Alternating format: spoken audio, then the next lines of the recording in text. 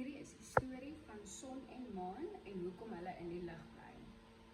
Baie jare gelede, toe die aarde nog nuut en vars was, het mevrou Son en meneer Maan saam op aarde gebly.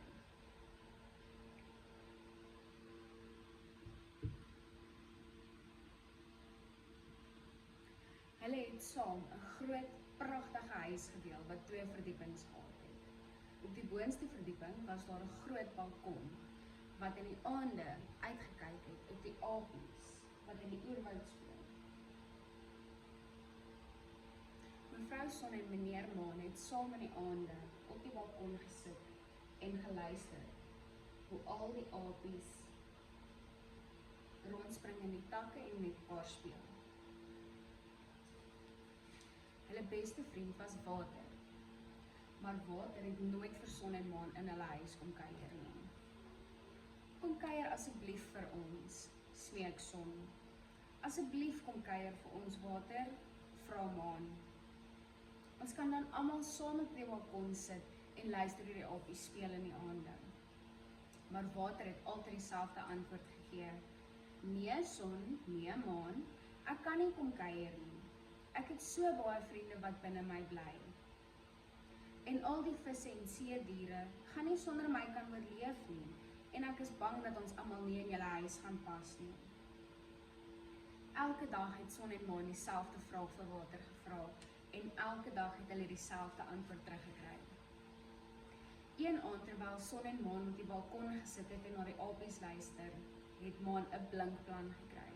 Ek het dit. Ek het die oplossing vir ons probleme. As ons die huis groter maak, kan Water en al sy vriende wat in hom bly vir ons kom kuier. Son het gedink dat dit 'n goeie idee was. Hulle het die volgende oggend vroeg opgestaan en sommer dadelik begin werk aan die huis. Na 'n hele maand van harde werk om die huis groter te maak, was Son en Maan se nuwe huis uiteindelik klaar.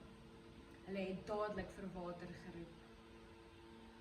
Water, ons huis is nou so groot dat ons seker is dat jy en al jou seediere maatjies by ons gaan kan kom kuier. So kom kuier nou asseblief. Water het uiteindelik ingestem om vir Son en Maan te gaan kuier. Hy het by die groot huis aangekom en versigtig aan die voordeur geklop. Kom binne, skree Maan en Water het die deur oopgemaak en binne ingegaan. Binne 'n minuut het die water die hele vloer bedek.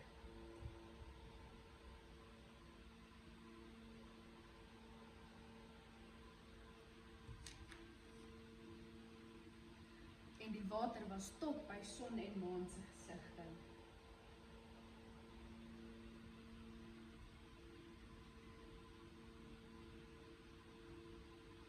Son en Maan moes baie vinnig weghardloop van die water af en op die 2de verdieping gaan wegkruip sodat hulle nie verdrink nie.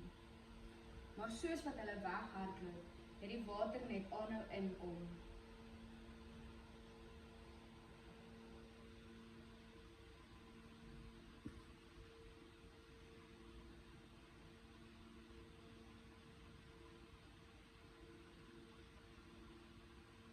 Na 'n rukkie was al die water weer tot by Son en Maan se gesigte en hulle het nêrens meer plek gehad om heen te gaan nie.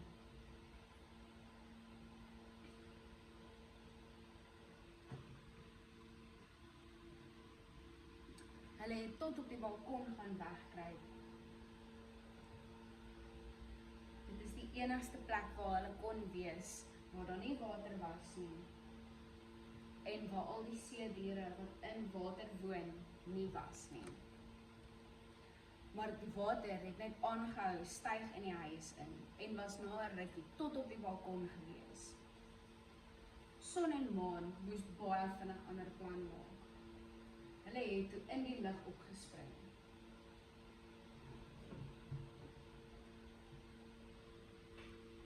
En toe hulle in die lug was, het hulle besef dat dit die beste plek gaan wees vir hulle om te bly. Hulle kon nog steeds in die aande die apies hoor in die oerwoud speel en hulle kon enige tyd met hulle beste vriend Water gesels sonder om te verdrink.